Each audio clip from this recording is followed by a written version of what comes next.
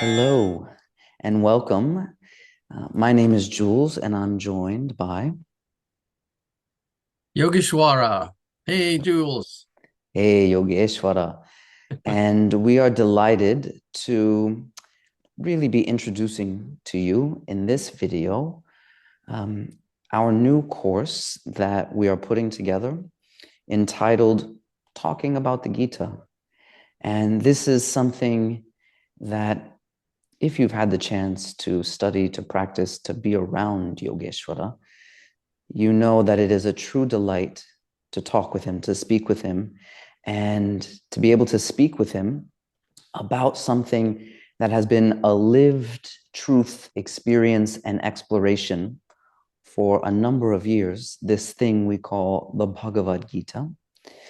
And so just by means of introduction, I'd like to start off with saying that this course in part came about because for a number of years, 12, I think, Yogeshwara taught each week at Jivamukti on Tuesday evenings, one verse at a time, sometimes two, if he was getting, feeling adventurous, one verse from the Bhagavad Gita.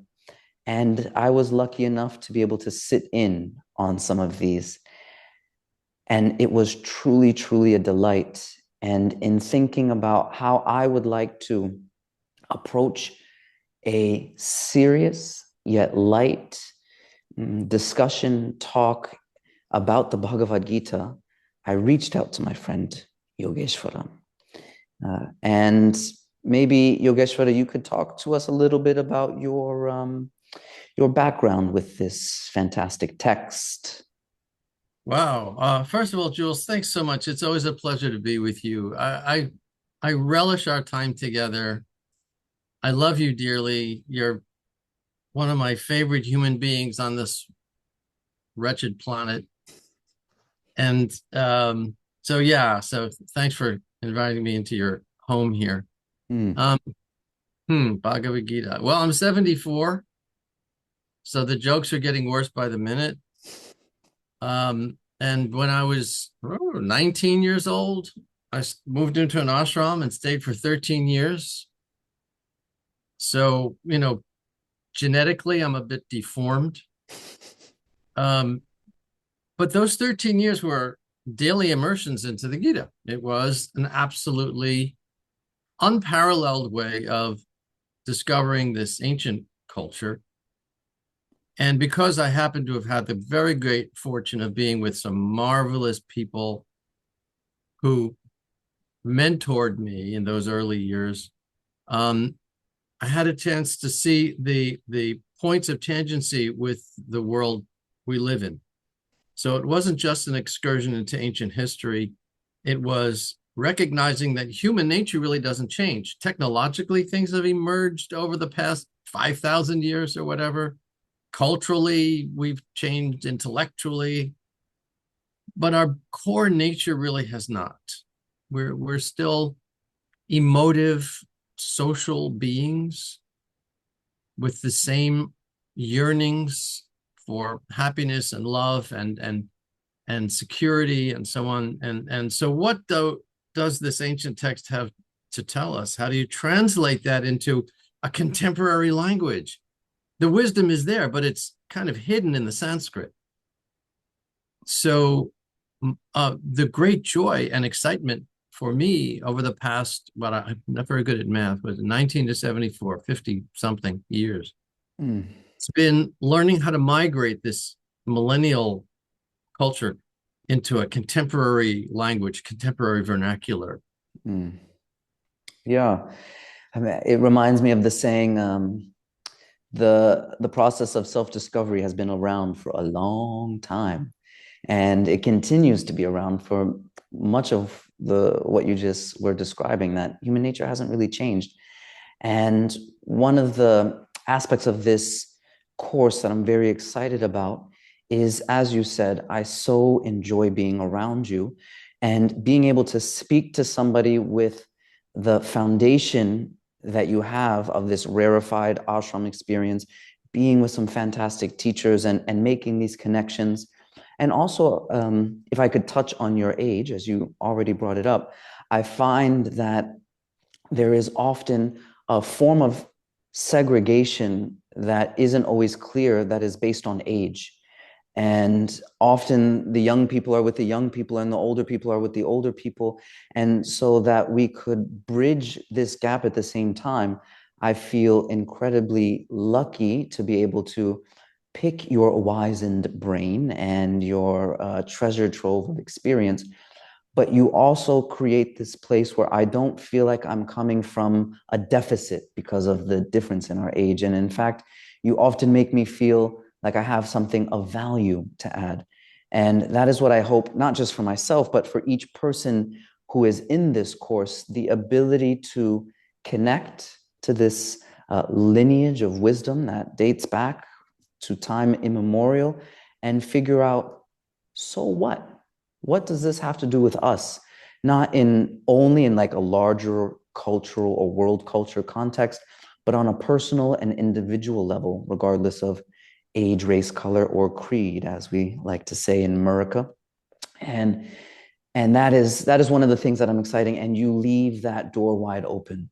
And I'm excited to see where these talks take us, because we have quite a few topics to cover here with this Bhagavad Gita.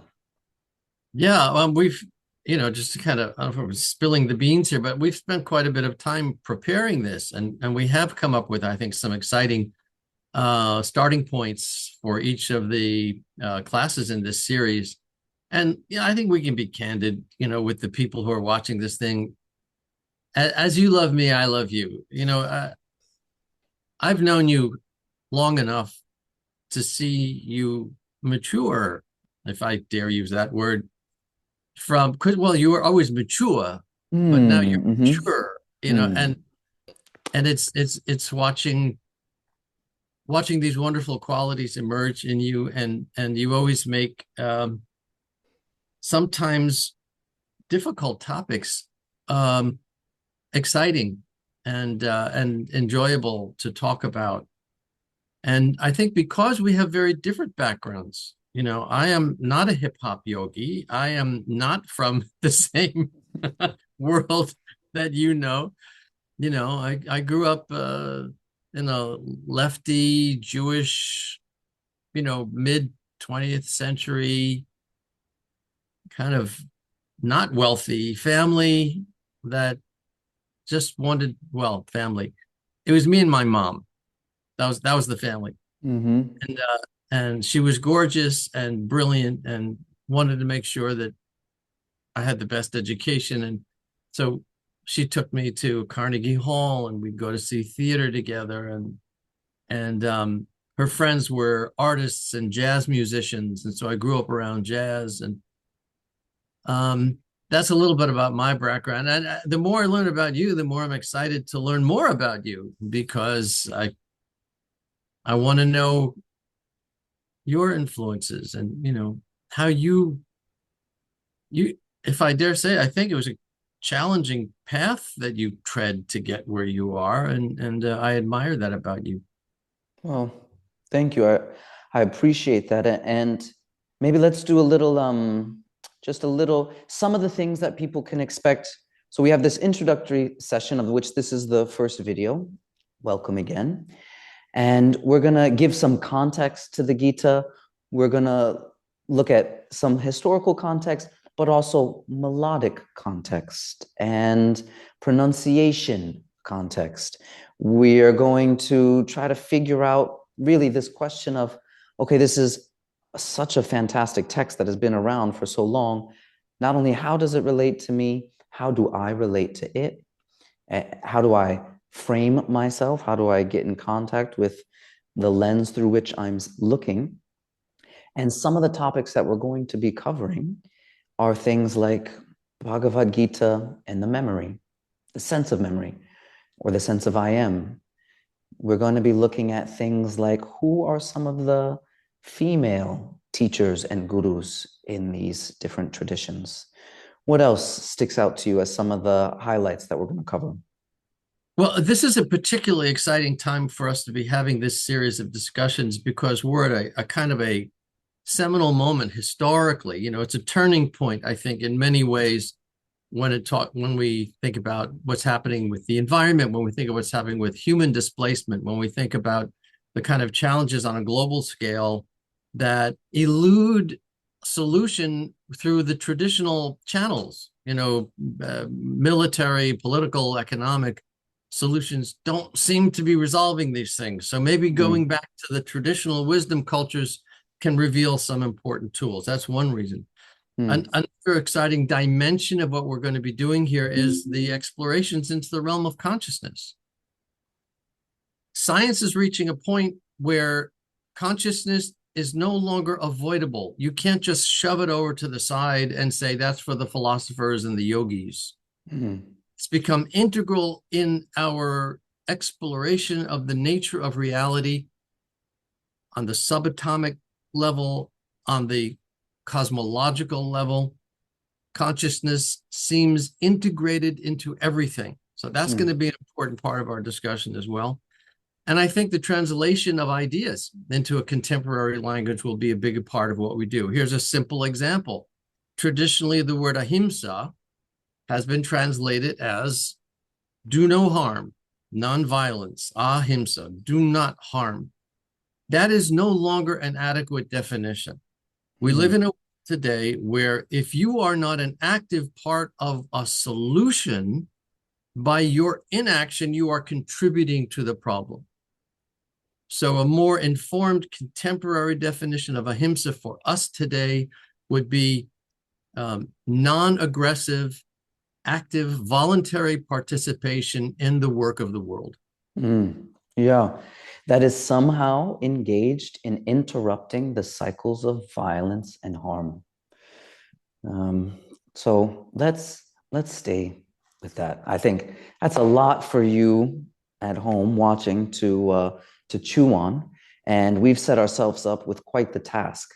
So if you'll excuse us, we'll end the introduction now and get to work on some of these ideas, and we'll see you in the next video. Yogeshwara, I'm so much looking forward to it. You at home, thank you for joining us. See you on the other side.